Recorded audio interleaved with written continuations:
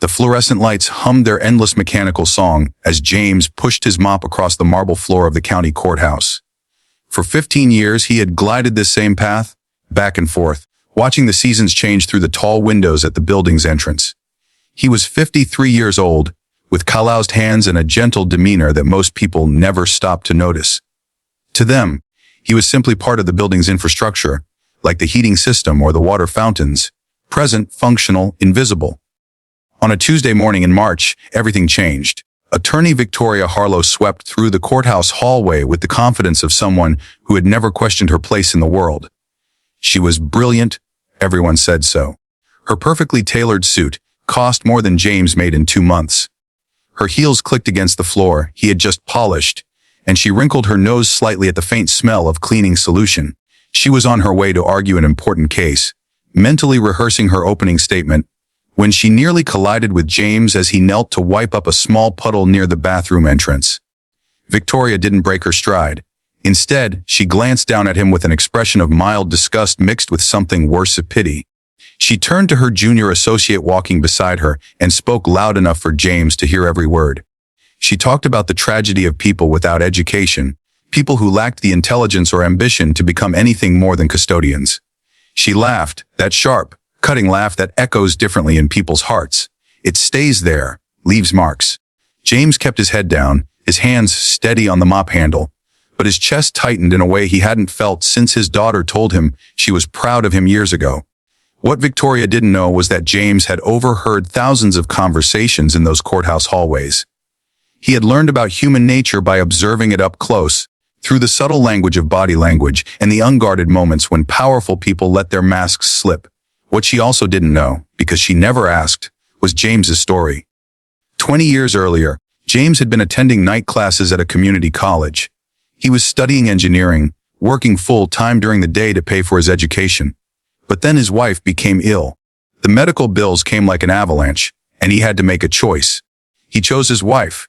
He left school with only 3 semesters completed, took the courthouse job because it had reliable hours and health insurance, and spent the next decade watching the woman he loved slowly recover.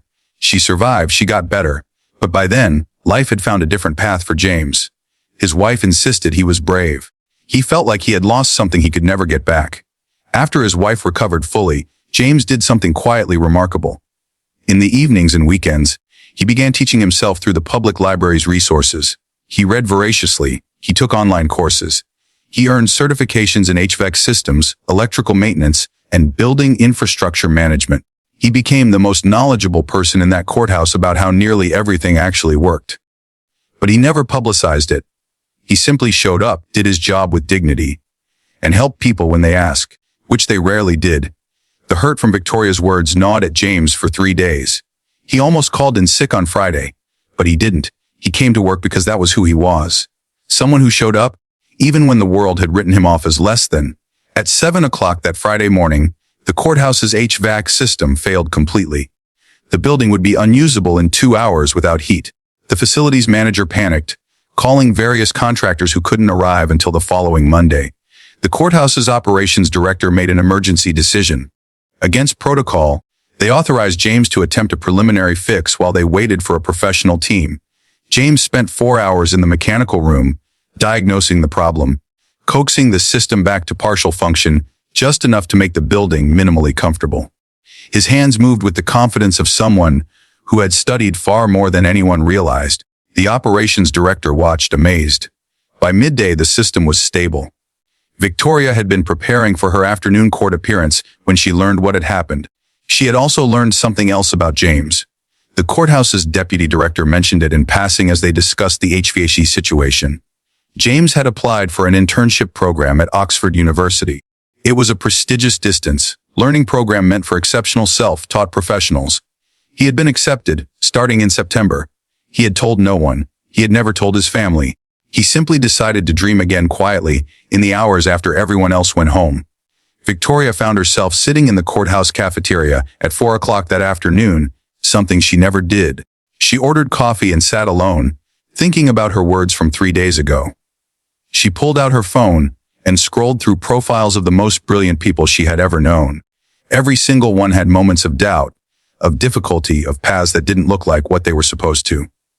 What made someone intelligent wasn't a piece of paper or the size of their vocabulary. It was the capacity to keep learning, to keep trying, to find meaning in work that others dismissed. She found James in the hallway, pushing his cart toward the storage room. Her hands trembled slightly as she approached him. She told him she had heard about his acceptance to Oxford. She told him she was sorry for what she had said. But more importantly, she told him that she had spoken to some colleagues at a prestigious engineering firm in the city. One of them had positions available starting in June, positions that would allow him flexible scheduling for his Oxford coursework. She had recommended him enthusiastically, attaching an email where she wrote about his knowledge, his dedication, and his integrity. James took the letter she handed to him, an official email print out on heavy stock paper, embossed with the engineering firm's logo. There was an offer inside. There was a future inside. But what moved him more than anything else was the look in Victoria's eyes. Not pity this time, but recognition. Recognition that every person carries untold stories. Recognition that intelligence cannot be measured by the job someone holds. Recognition that kindness sometimes requires us to be brave enough to admit when we have been wrong. James started his new position in June. He enrolled at Oxford in September. Victoria stayed in touch, and over the next 2 years, she became someone James counted as a friend. She spoke at his promotion ceremony. She attended his graduation celebration. But more than that, she changed something fundamental about how she moved through the world. She started asking questions before making judgments. She noticed people. She recognized that every single person had value, had stories, had hidden depths. The truth about kindness is that it is contagious. When we offer it, even as an apology, even as a corrective course, it ripples outward in ways we cannot predict. James went on to become a respected engineer. He consulted for building systems across the country. But he never forgot the marble halls of that courthouse or the woman who learned to see him. And Victoria never forgot either. She never forgot that intelligence without compassion is just empty brightness, flickering in the darkness. She learned that every person deserves to be seen, truly seen, not for the job they hold, but for the fullness of who they are. If you have ever felt invisible, know this: your story matters. If you have ever judged too quickly, know this: it is never too late to become kinder. Please like this video, subscribe to Pure Kindness Stories, and share this reminder with someone who needs to know that compassion changes everything. Thank you.